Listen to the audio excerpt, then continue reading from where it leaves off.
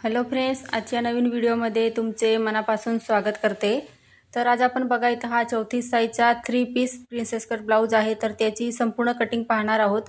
तर त्यासाठी बघा मी इथं पेपर घेतलेला आहे आणि त्याची बंद बाजू माझ्या साईडने ठेवलेली आहे। त्याच्यानंतर बघा ब्लाउजची जी उंची आहे तर ती 14 इंच होती। तर त्याच्यात प्लस मी 1 इंच ॲड केलं, म्हणजे इथं पूर्ण उंची ब्लाउजची 15 इंच घेतलेली आहे। तर या पद्धतीने मार्किंग करून घ्यायची बघा। उंची जेवढी तुमच्या ब्लाउजची असेल तेवढं या पद्धतीने एक लाईन आखून घेऊया आपण। त्याच्यानंतर बघा आपल्याला इथं पुढे जी पट्टी आहे ती एक्स्ट्राची घ्यायची आहे, म्हणजे आपला पफ आहे तो ब्लाउजला एकदम व्यवस्थित येतो। त्यासाठी बघा मी इथं 2-2 इंचावरती या पद्धतीने पॉइंट घेते। तर पहा व्यवस्थित जे आपण ब्लाउजची पूर्ण उंची मोजलेली आहे, तर उंचीपासून तर खालीपर्यंत मी असं 2-2 इंचावरती मार्किंग करून घेते। तर एक्स्ट्राचं आपण जर इथं मार्जिन ॲड केलं तर ब्लाउजला पफ एकदम व्यवस्थित येतो आणि प्रिन्सेस कट जो ब्लाउज आहे तर तो अंगात सुद्धा व्यवस्थित बसतो। तर तुम्ही सुद्धा एकदा नक्की ट्राय करा। त्याच्यानंतर बघा या पद्धतीने एक लाईन आखून घेतली बघा, ते सर्व पॉइंट जोडून घेतले। आता जी लाईन आखलेली आहे आपण तिथून आपल्याला पुढे शोल्डरचं माप टाकायचं आहे 5.5 इंच। तर हा 34 साईजचा ब्लाउज आहे, तर त्यासाठी बघा 5.5 इंच शोल्डर घेतलेलं आहे मी आणि पुढे इथं 2 इंचची पट्टी सोडलेली आहे। त्याच्यानंतर बघा 5.5 इंच जिथं मुंडासुद्धा घेते मी। तर पाहू शकता या पद्धतीने आता शोल्डर आणि मुंडा आहे तो आपण या पद्धतीने जोडून घेऊया। तर हे कस्टमरचं ब्लाउज आहे, तर याआधीसुद्धा त्यांनी एक ब्लाउज शिवून पाहिला म्हणजे कसा बसतो असं, तर एकदम व्यवस्थित बसला। त्याच्यानंतर त्यांनी अजून 2 ब्लाउज माझ्याकडे शिवायला दिलेले। तर त्याच्यानंतर बघा आपल्याला 8.5 इंच इथं छातीचा चौथा भाग टाकायचा आहे आणि 1.5 इंच इथं मार्जिन घ्यायचं आहे। आता 8.5 आणि 1.5 इंच इथं प्लस जर केले तर 10 इंच आपली इथं छातीची घडी तयार होते। तर वरच्या साईडला 10 इंच मोजलं तर खालच्या साईडला सुद्धा तेवढंच इथं माप मी टाकून या पद्धतीने जोडून घेतलेलं आहे। आता इथं मुंड्याचे माप टाकायचे आहे आपल्याला। तर 1.5 इंचावरती पाठीमागचा मुंडा आणि पुढचा जो मुंडा आहे त्याचा आकार आपल्याला इथं 1 इंचावरती द्यायचा आहे। तर बघा इथं तुम्हाला मुंडा जर परफेक्ट असा आकार व्यवस्थित जमत नसेल तर शोल्डर आपलं मुंडा जेवढा आपला असतो त्याचे निम्मे करायचं आणि तिथून आपल्याला या पद्धतीने इथं मुंड्याचे आकार द्यायचे आहे। तर पहा या पद्धतीने, तर खूप सोपी पद्धत आहे। आणि पाठीमागचा जो मुंडा आहे तो किंचित थोडासा बघा 2 लाईन मी खाली घेतलेला आहे, कारण गळा त्यांचा 11.5 इंचाचा होता त्यासाठी। आता सर्वात पहिले आपण हे कटिंग करून घेऊया जसं मार्किंग केलेलं आहे सेम त्याच पद्धतीने। तर इथं पाठीमागचा मुंडा आहे तो सर्वात पहिले कट करायचा आहे आपल्याला। तर पहा इथं जसं आहे तसं मार्किंग केलेलं मी इथं कट करून घेते। तर या पद्धतीने कटिंगसुद्धा झाली आपली।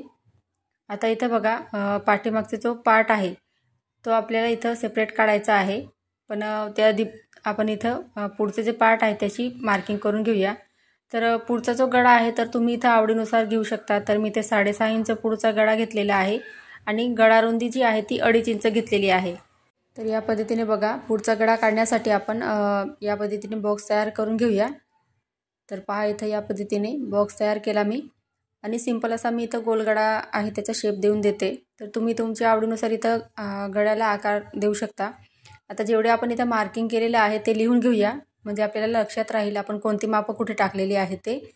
तर इथं बघा मार्जिन सहित आपण इथं 10 इंच छातीची घडी घेतलेली होती, 6.5 इंच पुढचा जो गळा होता ब्लाउजचा तो घेतला आणि खालच्या साईडला सुद्धा 10ची घडी घेतली होती, त्यासाठी तेवढं 10 लिहिलंय मी।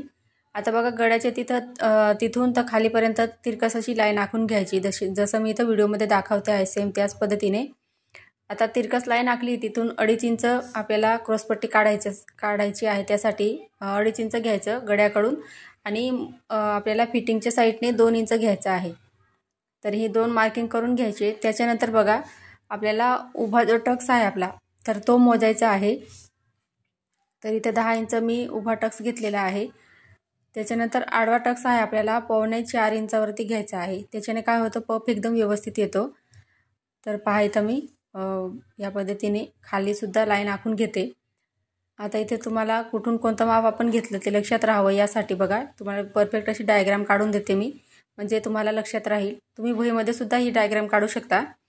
आता बघा इथं उभा टक्स आपण 10 इंच घेतला होता इथं, तर इथं लिहून घेऊया आपण उभा टक्स. त्याच्यानंतर आपण इथं 4.25 इंच आडवा टक्स घेतलेला आहे. तर इथं तुम्ही 4 इंचसुद्धा घेऊ शकता. तर मी इथं बघा इथं 3 लाईन दिली आहे, म्हणजे 4.25 इंच झाले ते, त्यासाठी. आता बघा खालून जी लाईन आखलेली आहे मध्ये आपण तिला 1 इंचावरती मार्किंग करायचं आहे. आणि त्याच्यानंतर हा पॉईंट आणि हा पॉईंट असा दोघं पॉईंट आपण इथं जोडून घेऊया. तर पहा इथं या पद्धतीने जोडायचं आहे. आता जो आपला मधला टक्स असतो तर तो 1 इंचावरती द्यायचा आहे. तर बघा या पद्धतीने. तर दोघं साईडहून बघा मी 1 इंचावरती मार्किंग केलं. तर पहा आपण हे जे दोघं पॉईंट घेतलेले आहे तर वरच्या उभा टक्सला आपल्याला हे दोघं पॉईंट जोडायचे आहे. त्याच्यानंतर बघा प्रिन्सेसचा आकार देऊन देऊया आपण या पद्धतीने. तर पाहू शकता या पद्धतीने मी इथं आकार देऊन दिला. तर इथं बघा आपलं 4थी साईजचं क्रॉसपट्टीचं पॅटर्न तयार झालेलं आहे. तर तुम्हाला काय डाऊट असतील, काय समजलं नसेल तर तुम्ही मला कमेंटमध्ये विचारू शकता. तर त्याच्यानंतर बघा दोघं पार्ट आपण सेपरेट करून घेऊया. तर सर्वात पहिले बघा आपण जी एक्स्ट्राची पट्टी आखलेली होती बघा, सरळ लाईन आखलेली होती 2-2 इंचाची. तर तिथे कातरने आपल्याला अशी कट मारायची आहे. म्हणजे काय होईल की पुढच्या पार्टला आपल्याला एक्स्ट्राची पट्टी ती आपण वाढव घेतलेलं होतं आणि पुढचा पार्ट आपल्याला व्यवस्थित यावा यासाठी या पद्धतीने पट्टी होती ती 2 इंचाची कट करून घ्यायची आहे. म्हणजे आपलं पुढचं पार्ट सेपरेट होईल आणि पाठीमागचा सुद्धा व्यवस्थित येईल. तर इथं बघा या पद्धतीने मी कटिंग करून घेतलं. आता हा झाला आपला पाठीमागचा पार्ट.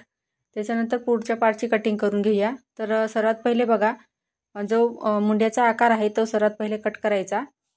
तर पहा इथं या पद्धतीने. त्याच्यानंतर बघा क्रॉसपट्टी आहे, तर क्रॉसपट्टीची कटिंग करायची आहे आपल्याला. तर हे पहा. त्याच्यानंतर जसं आपण मार्किंग केलेलं आहे बघा, तर तिरकस अशी लाईन आखलेली होती ती. तर पुढचा जो गळा आहे तो तर या पद्धतीने आपल्याला कटिंग करून घ्यायचा आहे. आणि ब्लाऊज शिवून एकदम व्यवस्थित फिटिंगमध्ये बसतो. तर तुम्ही सुद्धा एकदा नक्की ट्राय करा. आणि प्लीज व्हिडिओ जर तुम्हाला थोडाफार आवडला असेल तर प्लीज लाईक करायला विसरू नका. तर इथं बघा या पद्धतीने कटिंग झालेलं आहे आपलं. त्याच्यानंतर बघा बाहीची कटिंग पाहूया आपण. तर 3.5 इंचची बाही, तर त्याच्यात 1 इंच मी एक्स्ट्रा ॲड केलेलं आहे. म्हणजे आपलं 4.5 इंच मी ब्लाऊजची बाहीची लांबी घेतलेली आहे. आता इथे बघा छातीचा चौथा भाग अधिक आपण 1.5 इंच मार्जिन घेतलेलं होतं, तर ते 10 इंच आलेलं होतं. तर छातीच्या घडी आपली 10 इंच होती, तर त्याच्यामधून 1 इंच मायनस करायचं आहे आपल्याला आणि इथं बाहीची घडी टाकायची आहे 9 इंच. तर हे पहा या पद्धतीने. तुमची बाही जर जोडताना कमी पडत असेल तर तुम्ही नक्की ट्राय करा. तर इथं बघा आपण लिहून घेऊया बाहीची घडी. तर छातीच्या घडीमधून 1 इंच मायनस करायचं आहे आणि बाहीची घडी टाकायची आहे. आता वरून बघा मुंड्याचा आकार देण्यासाठी 2.5 इंचावरती मी इथं मार्किंग केलं. त्याच्यानंतर बघा आतल्या साईडला 2 इंचावरती मार्किंग करायचं आहे. तर जे 2 इंच आहे ते सर्व साईजसाठी सेमच आहे.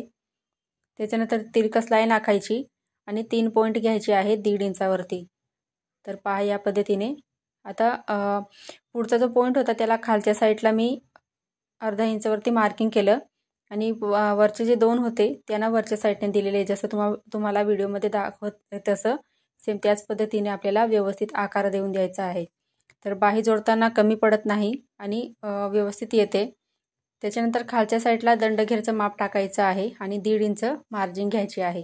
म्हणजे आपण जेवढे ब्लाऊजमध्ये मार्जिन घेतली आहे तेवढीच बाहीमध्ये सुद्धा घ्यायची आहे आपल्याला. आणि तुम्ही जर 2 इंच शिलाई मार्जिन ॲड केली असेल तर बाहीमध्ये 2 इंच मार्जिन ॲड करायचं आहे. तर हे लक्षात ठेवायचं. त्याच्यानंतर बघा सर्वात पहिले वरचा आकार होता आपल्याला बाहीचा तो सेपरेट कट करायचा आहे आणि बाही ओपन करून पुढचा जो मुंड्याचा आकार आहे तो इथं कट करून घ्यायचा आहे. तर इथं लिहून घेऊया आपण. बाही आहे 4.5 इंच बाही लांबी. त्याच्यानंतर बघा बाहीची घडी आपण इथं 9 इंच घेतलेली होती, म्हणजे छातीच्या घडीमधून 1 इंच मायनस केलं होतं. आता इथं बघा आपल्याला क्रॉसपट्टीची कटिंग करायची आहे. तर छातीची घडी आपण 10 इंच घेतली होती, तर क्रॉसपट्टी काढताना अर्धा इंच एक्स्ट्रा घ्यायची आहे. म्हणजे 10.5 इंच इथं क्रॉसपट्टीची मार्किंग करायची आहे. आणि या पद्धतीने बघा 3.5 इंच एका साईडला घ्यायचं आणि एका साईडला 3 इंच घ्यायचं आहे. आणि किंचित असा बघा 1/2 इंच असा आतल्या साईडला हा आकार घ्यायचा आहे, 1/2 इंचपेक्षा कमी. तर पहा इथं व्यवस्थित असं खालच्या साईडला मार्किंग करायची आणि आपल्याला इथं क्रॉसपट्टी कट करून घ्यायची आहे। तर जोडून ब्लाऊज जो आहे तो एकदम व्यवस्थित येतो आणि फिटिंगमध्ये सुद्धा व्यवस्थित बसतो तो। तर इथे बघा आपली कटिंग झाली। आता आपल्याला ब्लाऊज पीसवर कटिंग करायचं आहे। तर इथे बघा मी अस्तरचं कापड घेतलेलं आहे। तर या पद्धतीने व्यवस्थित ठेवायचं आणि त्याची बंद बाजू आपल्या साईडला ठेवायची आहे। आता जे पॅटर्न आपण इथं कट केलेलं आहे तर ते घ्यायचं आणि बंद बाजूकडून आपल्याला पाठीमागचा जो पार्ट आहे आपला तर तो ठेवायचा आहे बघा। आणि पॅटर्न आहे जे जसं आहे तसं ठेवून आपल्याला खडूने मार्किंग करून घ्यायची आहे। तर पाहू शकता इथं आता सर्व पार्ट एक एक आहे आपण व्यवस्थित जिथं ॲडजस्ट होत असेल त्याच पद्धतीने ठेवायचं आहे आणि कुठलीही मार्जिंग एड न करता जसं आहे तसं आपल्याला कटिंग करून घ्यायची आहे। तर पहा इथं मी मार्किंग करून घेते, त्याच्यानंतर कटिंग करून घेणार आहे। आता साईड पार्ट मी इथं ठेवते आणि पीसेसची जी कटोरी आहे तर ती या पद्धतीने ठेवायचं आहे। आता इथं बघा मी व्यवस्थित इथं क्रॉसपट्टी इथं ठेवून घेतली। आता इथं आपण शोल्डरचं तिथं मार्किंग केलेलं होतं म्हणजे एकदा कट होईल ते त्यासाठी। आता इथं बघा व्यवस्थित असं जसं मार्किंग आहे तसं करून घ्यायचं आणि जो पार्ट आपल्याला जोडायचा आहे गोलाकार दिसतोय सेम त्याला आपल्याला अर्धा इंच इथं शिलाई मार्जिंग एड करून कट करायचं आहे। जसं मी दाखवते आहे तसं सेम बघा दोघं पार्ट आहे त्यांना अर्धा इंच एक्स्ट्रा घेतलं आणि मार्किंग करून या पद्धतीने आपल्याला मार्किंगवरतीच कटिंग करायची आहे। तर या पद्धतीने बघा जे आपण मार्किंग केलेलं आहे त्याला काळजीपूर्वक व्यवस्थित कट करून घ्यायचं आहे। तर पाहू शकता इथं मी या पद्धतीने सर्व पार्ट आपण इथं मार्किंग केलेली आहे ते कटिंग करून घेते। तर तुम्हाला पुढचा व्हिडिओ तो कोणत्या टॉपिकवर पाहायचा आहे ते मला कमेंटमध्ये नक्की सांगा आणि आजचा व्हिडिओ आवडला असेल तर प्लीज लाईक करायला विसरू नका। तर सर्व पार्ट बघा इथं कटिंग करून झालेले आहे आपले। तर बघू शकता इथं आता कापडावरती आपल्याला व्यवस्थित ठेवायची आहे। आता इथं काठ दिलेले आहेत ब्लाऊज पीसला तर ते काठ आहे ते बाहीला घेतले आणि दुसरे काठ होते ते पाठीमागच्या पार्टला मी इथं घेतलेले आहे। आता बाकीचे पार्ट आहे ते या पद्धतीने बघा अर्धा इंचची मार्जिंग सोडून आपल्याला सर्व पार्ट आहे ते व्यवस्थित ठेवायचे आहे आणि अर्धा इंचची मार्जिंग सोडून आपल्याला इथं सर्व पार्ट कटिंग करून घ्यायची आहे। म्हणजे काय होतं की अस्तर आणि कापड जोडताना आपल्याला कमी पडायला नको यासाठी। तर फ्रेंड्स तुम्हाला आजचा व्हिडिओ आवडला असेल तर प्लीज लाईक करा, चॅनलवर नवीन असाल तर चॅनलला सबस्क्राईब करा। धन्यवाद।